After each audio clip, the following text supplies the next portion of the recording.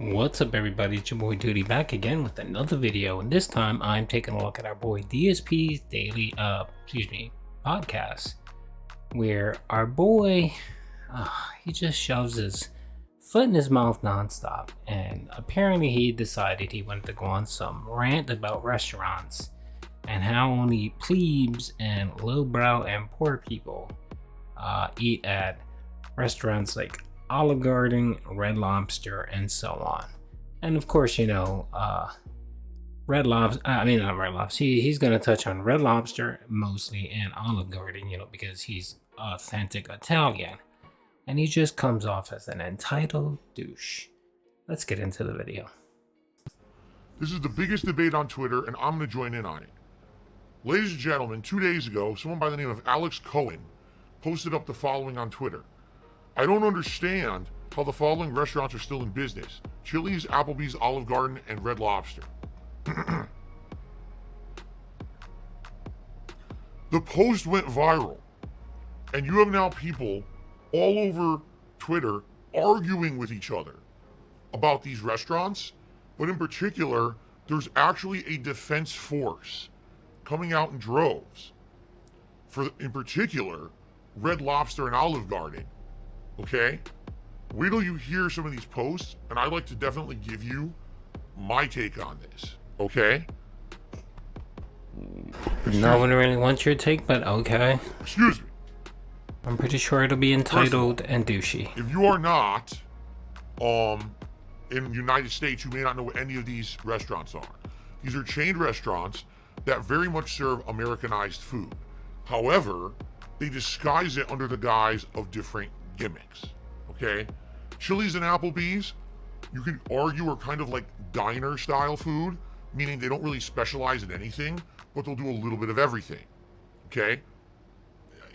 Steak, chicken, sandwiches, salads, bar style, pub style foods. Okay? But if you actually were to ask, gee, I wonder, what is the specialty food of these places? I don't know if anyone could even answer, because they're kind of like a jack of all trades, master of none, and their menus change frequently over the years. I think with Chili's, the one thing that everyone talks about is their baby back ribs, but even then, I've had ribs that are insanely good at other places, and I go to Chili's like, this is not good. So even the stuff they're kind of known for, they're not necessarily good at, okay? It's okay food at a cheap price, Phil. That's what it is. It's an experience for people, for families that maybe have not that much money, that want a variety of different foods, because say the kids want kids meals, they want chicken nuggets, tenders, and the adults want something else. That's exactly what these chains are, Phil. There's nothing more expensive, and that's why they're pretty popular.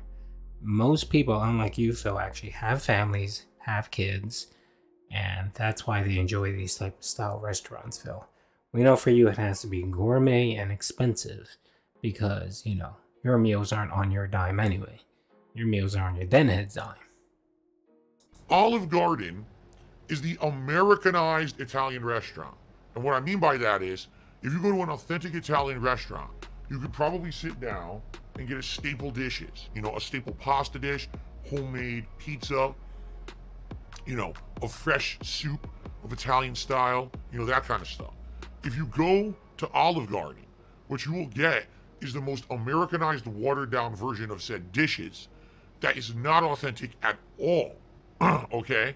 But there's gimmicks. So for example, no one ever claimed that they're authentic Italian mom pop Italian restaurant. Yes, they're an American chain and they sell Italian-ish food, Phil. And again, it goes back to my last argument regarding Chili's and Applebee's. They're reasonably priced. They're made for families that maybe can't afford, to drop $100 for two people like you can on dinner.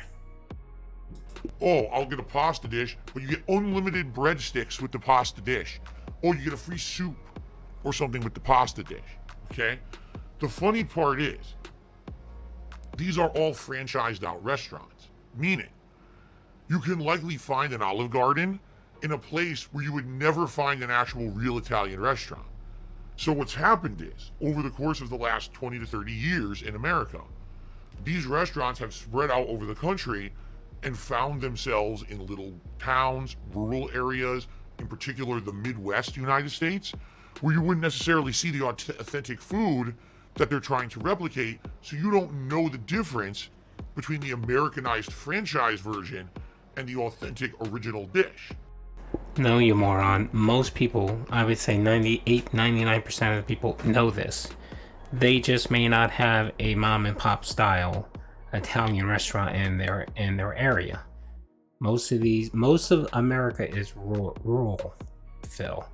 Not everything is a big city where you have different types of ethnicities, different types of foods, different types of mom and pop restaurants. No, we're talking about the Midwest where, a big town would be 20,000 people. That's why you find Olive Garden in the Midwest. You see what I'm saying? If you've never had real Italian food before and you go to Olive Garden, you might love Olive Garden. All right, let's talk about Red Lobster. Because out of all those restaurants, this is the one that stands out the absolute most. Okay? Red Lobster, for a lot of people in the United States, is actually considered high-end gourmet dining. Some of us who just heard me say that are probably scoffing, laughing, snickering, and saying, "Are you fucking serious?" Because Red Lobster is a seafood restaurant that specializes in seasonal food for cheap. So for example, they will have a shrimp fest where you can go and you can get shrimp scampi, fried shrimp, boiled shrimp, skewered shrimp, and you can get a whole plate of 4 or 5 kinds of shrimp for like $25, which is actually inexpensive compared to a place where you'd be getting like high-end fresh shrimp and you're trying to get that much food. You'd probably be spending $30 to $40, so it's actually considered cheaper.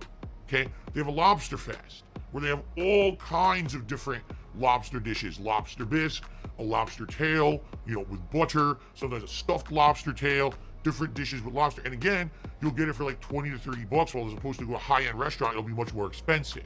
Okay? Much like Olive Garden, their dishes are very Americanized, meaning if you go to an authentic seafood restaurant at a coastal city, like I live in Seattle or outside of Seattle, if I go down to the waterfront at Pike Place Market, there's a ton of authentic seafood restaurants where I will get the freshest food available, but it's like $50 a plate. Or you go to Red Lobster, get their Americanized equivalent of that, which is way less quality, for like 20 bucks. Okay? Also, they have a gimmick, unlimited cheesy biscuits. So think about this. You go to Olive Garden, unlimited breadsticks. You go to Red Lobster, unlimited cheesy biscuits. They have these gimmicks to hook people, okay? So, if what I'm saying is true, if Chili's, Applebee's, Olive Garden, and Red Lobster, okay, are not authentic, then why are they popular? Why are they still successful in the United States, all right? Here's what I'm going to do. I'm going to read a few tweets of people responding to this debate, and I'm going to give you my take on it, okay? This one is from a woman named Rashina. She says, "I initially wrote up a whole class analysis on why takes like this are so bad, about the original take of I don't understand why they're still in business. But independent of your disdain for rural and or working class people, let's not pretend that Red Lobster don't be hitting." Okay.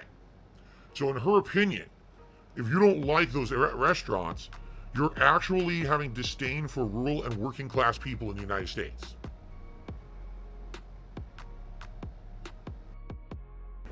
Yes, Phil, to some extent you are, and especially you snob. And the way you come off is you come off elitist. I mean, we're talking about a person here, Phil, who spent $32 on pizza. $32 on pizza. And it was disgusting. So, of course, Phil turns his nose up at Red Lobster, turns his nose up at Olive Garden. And what he doesn't understand is that these restaurants, yes, they may not be the greatest quality food, but they're okay. And they're good for the price. And you can actually take a family of 4 out to dinner once a week without breaking the bank, Phil. And I know, Phil, you have no clue what budgeting is. You have no clue what a dollar really means and, saving and spending properly. And that's why your take is so bad. And you come off as an elitist. You come off as a douche. and your take is completely wrong. Let's continue. From Katie. We used to drive over an hour to go to a Red Lobster once a year as a kid. I was convinced that this was the height of luxury. From someone named JS.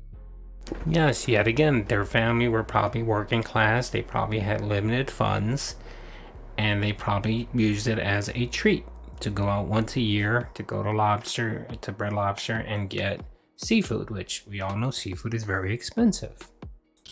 We grew up poor, and to little me, Red Lobster was the height of fine dining. We went for birthdays when my parents could afford it. I recently signed a book deal, and I only wanted Red Lobster in celebration. I mean, it's not the best, but memories of surviving and being with family taste like Cheddar Bay biscuits to me. Exactly. Nostalgia, right?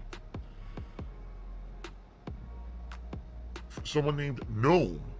Red Lobster is the only sit-down seafood option for a huge chunk of places that I've lived at or visited. Chili's and Applebee's are mediocre, but they're reliable.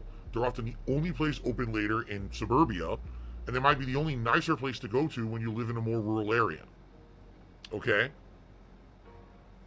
So,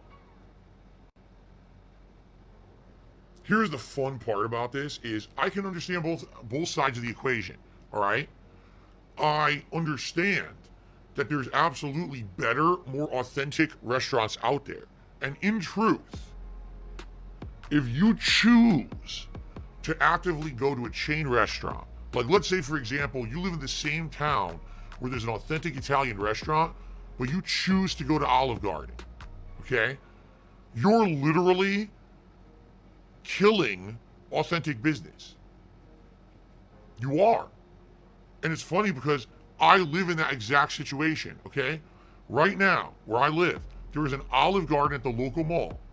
That Olive Garden has a line out the door of people waiting every single weekend.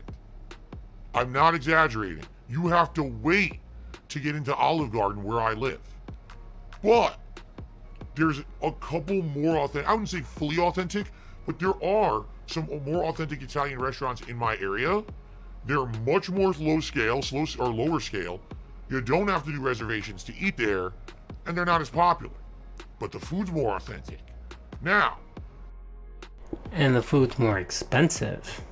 If half the people who ignorantly ate at Olive Garden stepped 1 foot out of the fucking line and actually tried the authentic food, I would guarantee you they would never go back to Olive Garden.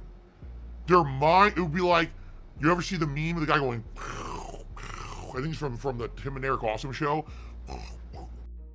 Alright, I can't take any more of this idiot. So, again, to reiterate, he's coming off as an elitist douchebag, and he has no concept of money, inflation, a budget. To him is, oh yeah, I can go to an authentic Italian restaurant and drop $100 for 2 people, right? Why can't anyone else do that? Phil, not everybody can do that. Vast majority of people have to budget. Vast majority of people are a family of 4. That's the average in America. So of course they're going to choose cheaper dining. And you really need to come off this high horse of yours because you're coming off as an elitist douchebag. And of course you never listen to what's coming out of your mouth. You just spew it out. Hope you guys enjoyed the video. Peace out.